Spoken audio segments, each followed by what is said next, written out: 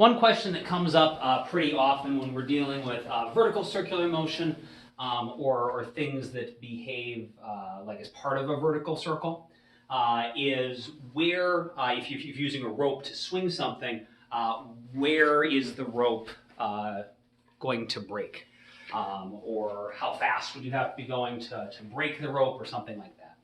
And so if you want to figure out, how fast you're going to have to go to break the rope, really the question is asking, when are you going so fast that the tension on the rope is going to be bigger than it can handle, and you're going to exceed its maximum tensile strength and break the rope.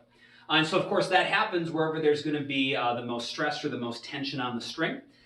Which, if you think about what we talked about, when we're at the top of the circle, our centripetal force or our net force is downwards, and so gravity is assisting in providing that centripetal force, so the string doesn't actually need to pull that hard.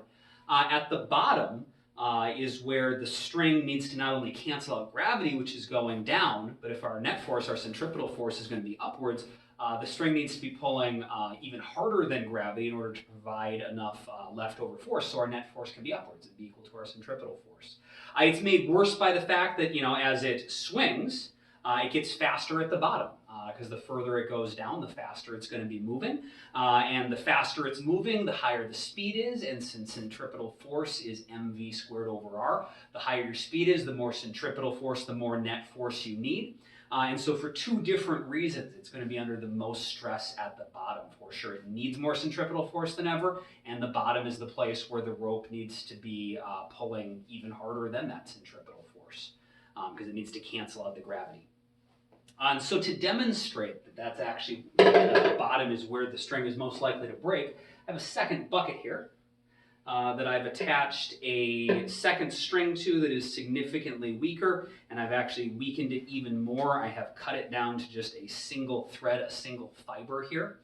And I'm going to swing this around, and hopefully, if all goes well, I'll be swinging around this way. It'll just break at the bottom and fly off to the side, and if I'm wrong, it'll fly up in the air and break a leg. So hopefully physics works.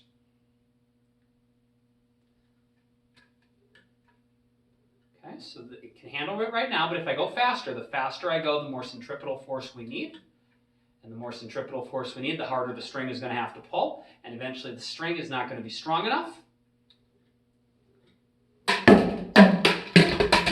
It worked! It broke at the bottom, not at the top. And so since it broke at the bottom, at that point, at the bottom it was going that way, tangent to the circle, and so it flew off that way, where I expected it to, and not up into the air.